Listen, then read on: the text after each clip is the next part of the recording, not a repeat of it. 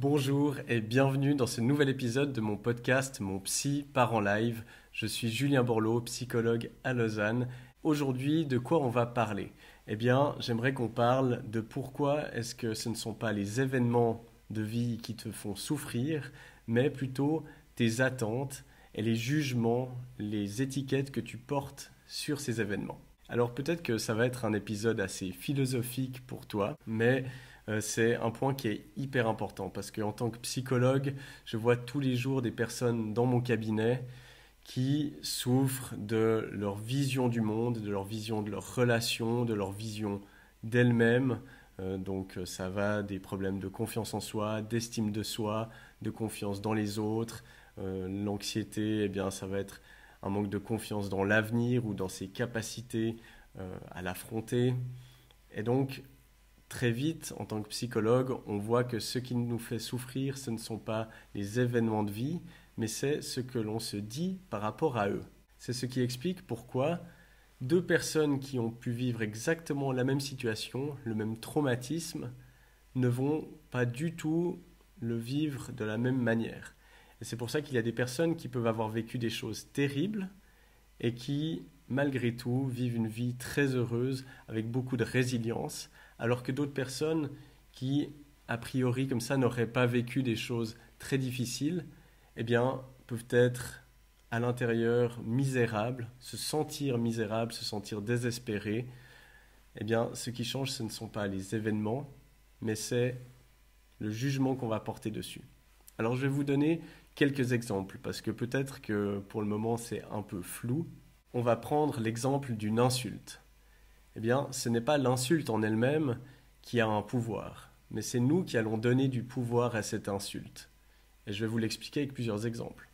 Si quelqu'un vous insulte dans une langue que vous ne comprenez pas, eh bien, ça ne vous fera aucun effet. Alors que si vous comprenez le contenu de cette insulte, eh bien, peut-être que cela va vous toucher. Et partant du principe alors que vous comprenez l'insulte, eh bien, cette insulte n'aura pas le même poids, le même effet, dépendant de qui vous l'a dit. Si c'est un être cher qui vous insulte, cela vous touchera peut-être plus, très probablement même, que si c'est un total inconnu. Et donc, ça va influencer vos comportements, parce que si vous faites une différence entre une insulte de votre partenaire ou une insulte d'un inconnu, c'est uniquement parce que vous vous dites quelque chose de différent par rapport à cet événement.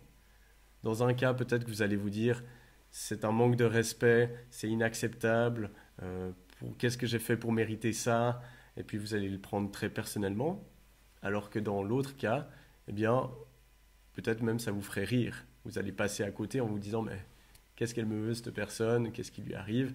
Et puis vous allez continuer votre journée sans que rien ne se passe. Donc là déjà, on voit l'impact du jugement que l'on porte sur les événements et surtout sur l'impact émotionnel qu'après ils auront sur nous.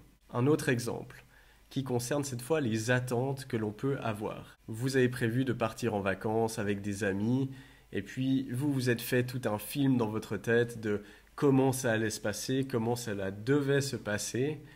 Vous allez visiter telle chose le lundi et puis le mardi vous irez à tel restaurant et puis le mercredi vous allez aller à cette plage, etc. Vous avez fait tout votre programme, vous vous réjouissez. Et puis, arrivé en vacances, eh bien, tout à coup, le restaurant où vous souhaitiez aller est fermé. La plage où vous souhaitiez aller, eh bien, tout d'un coup, il fait moche, vous ne pouvez plus y aller. Alors là, il y aura deux façons de voir les choses.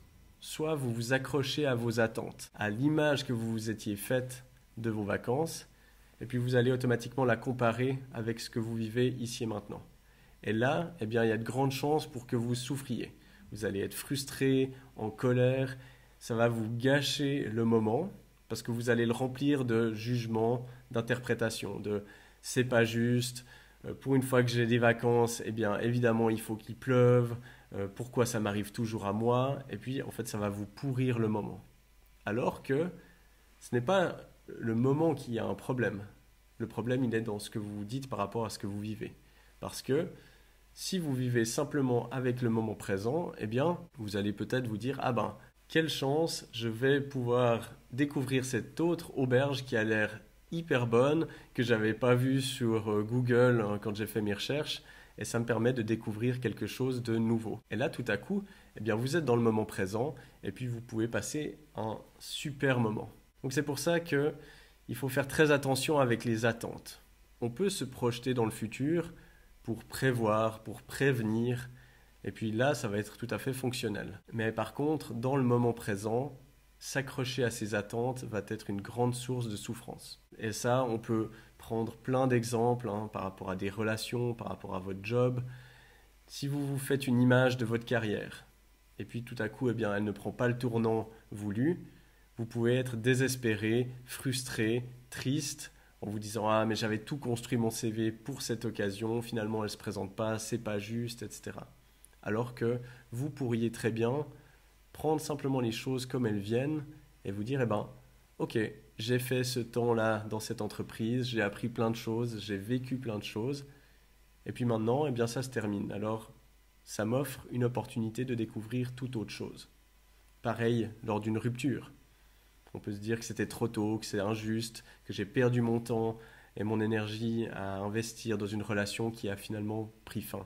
Ou bien, on peut simplement se réjouir d'avoir eu la chance de vivre avec cette personne, se rappeler des bons moments, des apprentissages, et simplement voir ça comme une libération, c'est-à-dire une libération d'un nouvel espace relationnel où vous allez avoir la chance de rencontrer d'autres personnes, de vivre encore plus d'expériences. Et donc, ça, c'est un grand travail quand on fait de la thérapie, c'est d'arriver à détacher les jugements, les critiques, les évaluations, les attentes des personnes de ce qu'elles vivent vraiment.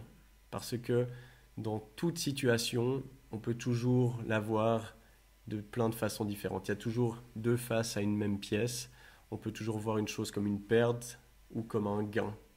On peut avoir perdu une personne, mais on peut gagner l'opportunité de rencontrer d'autres. Et je vous encourage vraiment à être attentif ces prochains temps, quand vous vivez quelque chose, quand vous vivez une émotion désagréable, que ce soit de la tristesse, de la frustration, de la colère, de l'anxiété, demandez-vous, est-ce que vraiment c'est cette situation qui me fait vivre cette émotion, ou est-ce que c'est le jugement que je porte dessus, le regard que je porte dessus?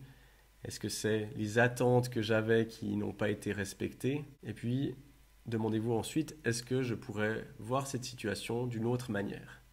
Et je vous assure que plus vous allez faire cet exercice, plus votre présent il va s'apaiser parce que eh bien, vous allez juste vivre le moment présent. Et puis, il n'y a que dans le moment présent où on est en contrôle et où on peut vraiment vivre et agir. Parce que le risque, en fait, avec les attentes, eh bien, c'est que on se projette. Donc, pendant qu'on se projette, on n'est pas dans le moment présent.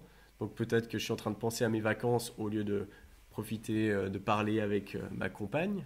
Ensuite, sur le moment, quand on est en vacances, ça ne se passe pas comme on voulait, alors on est frustré. Et puis, après coup, eh bien, on pense au passé et puis on se dit ah, si seulement ça avait été différent, etc. Et du coup, en fait, le simple fait d'avoir des attentes, ça nous empêche de vivre et d'être heureux parce que ça nous empêche d'être dans le moment présent. Alors vous commencez à me connaître, je vous le répète très souvent, mais c'est pour ça qu'on insiste autant sur l'importance du moment présent. Alors on en parle souvent dans le cadre de la méditation, mais le but d'être dans le moment présent, c'est juste de pouvoir faire avec ce qui est, de pouvoir agir, de pouvoir être en contrôle. Et alors, je vous invite, plutôt que d'avoir des attentes, d'être attentif à vos besoins. Parce que les attentes, elles sont basées souvent sur rien, sur une idée qu'on se fait, sur une anticipation de qu'est-ce qu'on va vouloir sur le moment, alors que les besoins, si vous vous focalisez sur les besoins, eh bien, vos besoins sont dans le moment présent. Les attentes, elles sont dans l'avenir, elles sont indéfinies, les besoins sont dans le présent. Et donc, si vous vous refocalisez sur vos besoins, eh bien, vous pourrez toujours évaluer et vous dire, ok, ici, maintenant, de quoi j'ai besoin, de quoi j'ai envie, avec votre partenaire, dans votre job, dans vos loisirs. C'est le week-end, peut-être qu'il y a un mois, vous aviez prévu d'aller faire une rando de 4 heures, et puis là, tout d'un coup, vous êtes super crevé. Tout ce que vous avez envie de faire, c'est de rester chez vous, lire un bon bouquin et de ne pas bouger. Eh bien, si vous écoutez vos attentes, vous allez vous en vouloir, vous allez être frustré, etc. si vous écoutez vos besoins, eh bien, vous serez tout à fait serein pour vous dire, ok, j'avais prévu ça, il se trouve qu'en ce moment j'ai besoin d'autre chose, donc je vais remplir ce besoin. Si vous devez retenir quelque chose de cet épisode, eh bien, c'est prendre les événements comme ils sont et détacher vos jugements et vos anticipations et vos étiquettes, éviter les attentes par rapport au futur et vous concentrer sur vos besoins. Et je vous assure que si vous vous entraînez à cela, comme une gymnastique mentale, que vous la répétez au quotidien, eh bien, vous allez vous sentir bien mieux dans votre vie de tous les jours et ce bien-être, vous allez le diffuser autour de vous. Je vous remercie encore pour votre attention. N'hésitez pas à vous abonner, à laisser vos commentaires. Merci beaucoup et à très bientôt pour un nouvel épisode.